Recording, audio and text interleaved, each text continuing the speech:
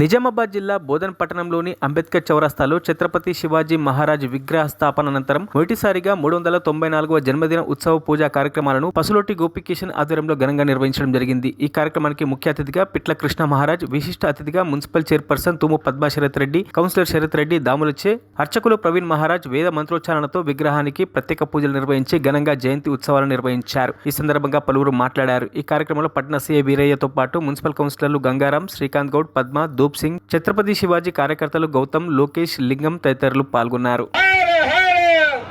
జగదంబా మాతా key జై.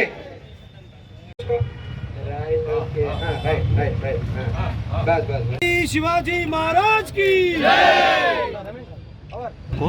बोलो छत्रपति शिवाजी महाराज की. गुरुर् ब्रह्मा गुरुर्विष्णु गुरुर्देवो महेश्वरा गुरु साक्षात् परब्रह्म तस्मै श्री शिवाजी महाराज.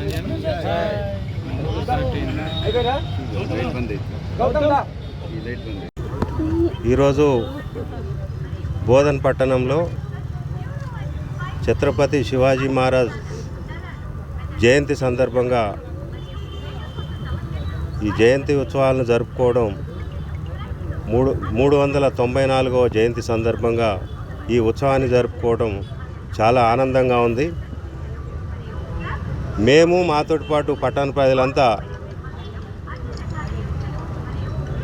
ఈ జయంతి ఉత్సవాల సందర్భంగా ఈరోజే ఛత్రపతి శివాజీ విగ్రహాన్ని ప్రారంభించినట్టు భావిస్తూ ఉన్నాం. ఎందుకంటే గతంలో ఉన్న పాలకులు దీన్ని రాజకీయం చేసి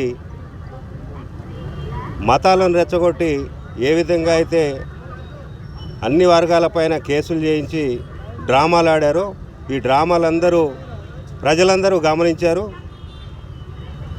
గమనించి మన పోయిన ఎన్నికల్లో తగిన శాస్తి చేశారు. కాబట్టి ఛత్రపతి శివాజీ విగ్రహం ఈరోజు బోధన పట్టణంలో ప్రారంభోత్సవం చేసుకున్నామని భావిస్తూ ఉన్నాము.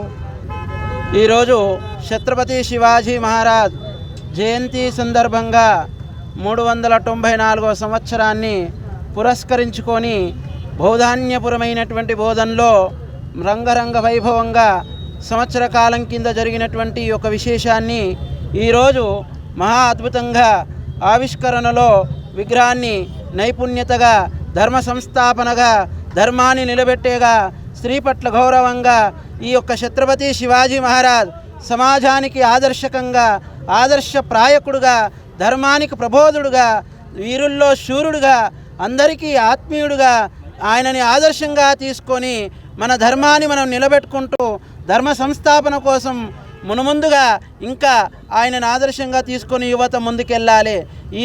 ఈరోజు 394 జయంతి సందర్భంగా హైందవి స్వరాజ్య స్థాపక్ ఛత్రపతి శివాజీ మహారాజ్ 8 ఏళ్ల నుండే హిందూ సంరక్షణ కొరకు ఆయన జీవితాన్ని త్యాగం చేసిన ఒక మహానుభావుడి విగ్రహాన్ని ఈరోజు బోధన్ పట్టణంలో ప్రతిష్ఠించుకోవడం అనేది ఇది బోధన్ ప్రజల యొక్క చిరకాల స్వప్నము.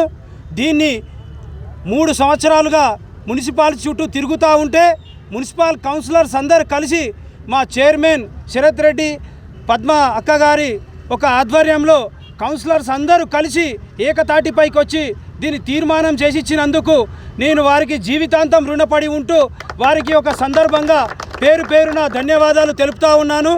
అలాగే ఈ కార్యక్రమాన్ని ఈరోజు వీళ్ళందరూ వచ్చి ఈరోజు చాలా సుదినమైనటువంటి రోజు. ఎందుకంటే గత సంవత్సరంలో ఎంతో మనము కష్టాలను చూసాం బోధనలో. ఇంతకుముందు అన్నగారు చెప్పినట్టు అనేక విధాలైనటువంటి యొక్క రాజకీయ పరిణామాల చేత చాలా ఇబ్బందులు పడ్డాం మనం.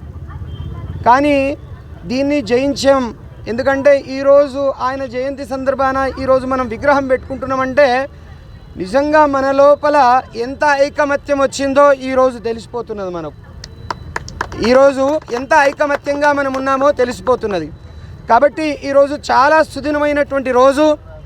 మరి గోపి ఏదైతే కష్టపడి దాన్ని ఆ రామచంద్రుల వారు ఎట్లయితే 14 సంవత్సరాలు వనవాసం చేశాడో మళ్ళీ రాజ్య పట్టాభిషేకం చేసుకున్నాడో అదే ప్రకారంగా ఆ గోపి కూడా మరి అలాంటి వనవాసాలు చేసుకుంటూ వచ్చి మళ్ళీ ఒక రాజ్యాన్ని మనకు స్థాపించాడు బోధనలో.